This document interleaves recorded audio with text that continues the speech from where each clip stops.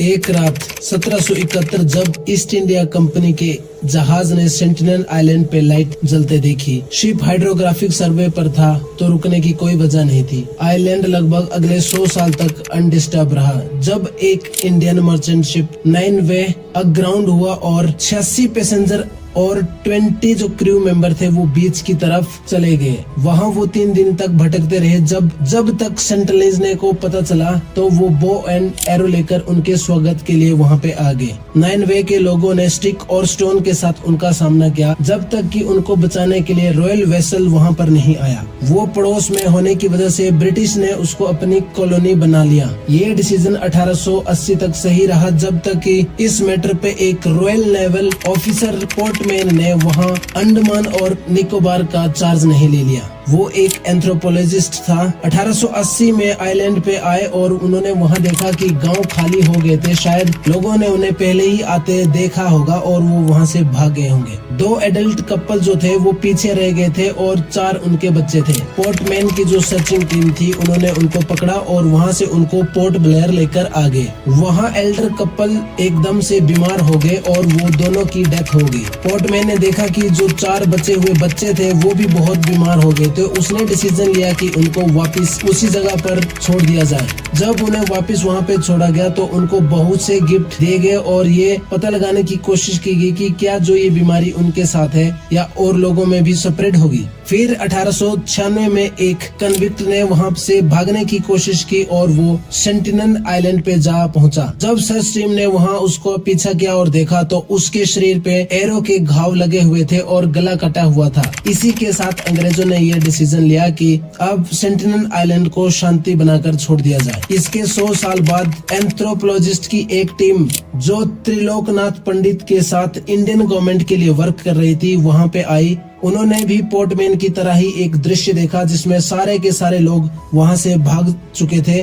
उनके घरों के सामने जो आग थी वो जली हुई थी। उन्होंने वहां पे बहुत सारे गिफ्ट छोड़े जैसे कि कैंडी, क्लॉथ और प्लास्टिक बकेट और वहां से उनका काफी सामान लिया जैसे बो, एरो और बकेट ताकि वो उसे वर्ल्ड के दूसरे लोगों को भी दिखा सके। आजादी के बाद 1947 में भी वहाँ की यही स्थिति बनी रही जब तक कि 1970 में इंडियन गवर्नमेंट ने ये क्लेम किया और एक स्लैब वहाँ आइलैंड पे छोड़ दी, परंतु उसका कोई भी रिस्पॉन्स सेंटिनलीज की तरफ से आज तक नहीं आया। पंडित इसी कोशिश में है कि किस तरह से उनके साथ वहाँ पे कांटेक्ट बनाया जाए। पंडित वहाँ पे बहुत सारे कोकोनट और बहुत से गिफ्ट छोड़ते रहते हैं। सेंटिनलीज उसकी परवाह नहीं करते। वो लिविंग पिग होता है उसको भी स्पेयर करते हैं और उसको फिर मार देते हैं और उनके गिफ्ट के साथ भी यही हुआ और उन्हें रेत में गाड़ दिया। इसी तरह बहुत से गिफ्ट कंटिन्यूसली छोड़ते गए और उनमें से कुछ लोग कोकोनट के बहुत सारे फॉन्ड भी हो गए थे क्योंकि ये कोकोनट वहाँ पे नहीं उगते थे। आज 25 साल बीत चुके हैं और पंडित का मानना यही है कि विजिटर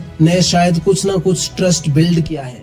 1981 तक आते आते ये विजिट बीच बीच में ऐसी ही चलती रही जब तक कि नेशनल ज्योग्राफी फिल्म का एक क्रू था वो 1974 में वहां गया तो उसके जो डायरेक्टर थे उन्होंने एक ट्रबल फेस की जिसमें उनकी थाई पे एक तीर लग गया था। उसी तरह से किंग लियोपोल्ड 3 बेल्जियम के वहां से करीब से गुजर रहे थे 1975 में तो सेंटिनलीज ने भी उन्हें वार्न किया और वहां पे एरो बरसाए। इसी रीजन के साथ पता नहीं क्यों किंग को ये बहुत ही डिलाइटेड लगा। 1981 में फिर से कार्गो शिप जिसका नाम प्राइम रोज था उसके साथ भी यही हुआ जिसमें 28 क्रू अग्राउंड हो गए थे और वो 9 वे की तरह उसकी तरफ गए और वहां से उनको हेलीकॉप्टर के द्वारा रेस्क्यू किया गया और सेंटिनलीज ने उनके ऊपर भी हमला करने की कोशिश की। उसके लगभग 10 साल बाद जब पंडित रिटायर होने वाले थे तो उन्होंने ये परसिस्ट किया कि वहाँ पे कंटिन्यूसली रेड नहीं हो रही थी। फिर 1991 में एक ग्रुप वहाँ से फिर से वहाँ पे